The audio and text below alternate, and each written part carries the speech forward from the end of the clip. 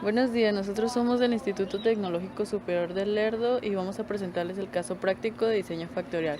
Los integrantes son Ana Rivera, Carlos Astorga, Mayra Hernández y su servidora Lisbeth Morales.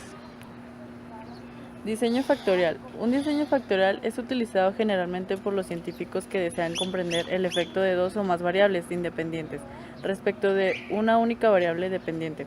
Los investigadores sociales suelen utilizar diseños factoriales para evaluar los efectos de los métodos de enseñanza, teniendo en cuenta la influencia de los factores socioeconómicos y la experiencia. Diseño factorial completo. En estadística, un experimento factorial completo es un experimento cuyo diseño consta de dos o más factores, cada uno de los cuales con distintos valores o niveles, cuyas unidades experimentales cubren todas las posibles combinaciones de estos niveles en todos los factores. Algunos efectos factoriales estimables son efectos simples, efectos principales y efectos secundarios. Algunos de ellos es efectos simples, que es el posible definir el efecto factorial simple como el efecto puntual de una variable, independiente o factor para cada valor de la otra. Efectos principales son los efectos factoriales principales, a diferencia de los simples, son el impacto global de cada factor considerado de forma independiente, es decir, el efecto global de un factor se deriva del promedio de los efectos simples. El otro es efectos secundarios. El efecto secundario o interacción se define por la relación entre los factores o variables independientes, es decir, el efecto cruzado. Planteamiento del problema. Se desea estudiar el efecto de la profundidad de corte y la velocidad de alimentación sobre una placa de acero, la cual se utiliza en un taller de torno donde se realizaron de manera aleatoria las siguientes pruebas. Como se muestra aquí está la tabla con los niveles de prueba y los factores que tenemos. Hipótesis se plantearon de la siguiente manera. H0, el factor A, tiene mayor efecto en los experimentos. H1, el factor A, no tiene mayor efecto en los experimentos. Aquí se muestran los datos aleatorios tomados en cada uno de los tratamientos, colocando en la parte superior la velocidad o factor A y del lado izquierdo en forma vertical la profundidad o factor B. Y en cada uno de ellos se muestran los tiempos obtenidos.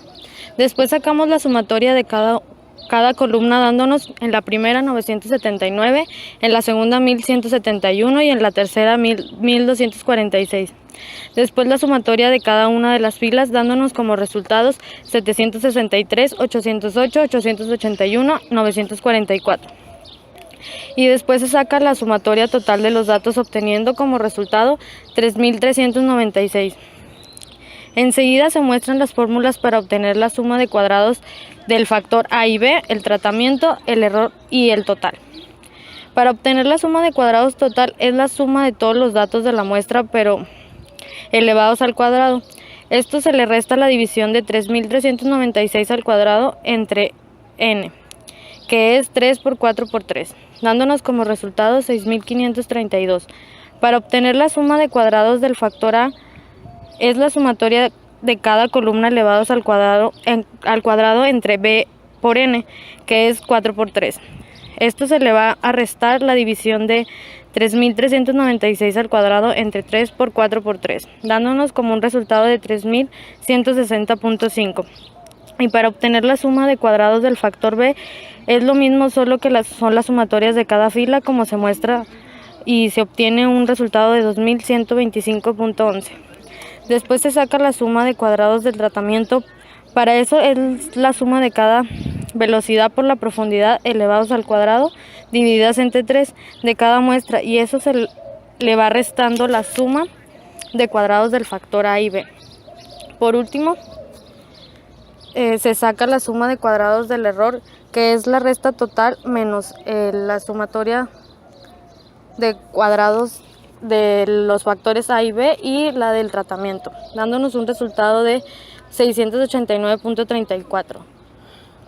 Después vaciamos los datos en la tabla ANOVA como se muestra, para poder obtener los grados de libertad, medias de cuadrados y la F.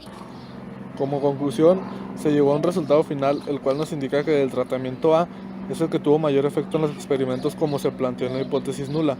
Entonces, esto nos indica que dicha hipótesis se acepta y la hipótesis alterna se rechaza.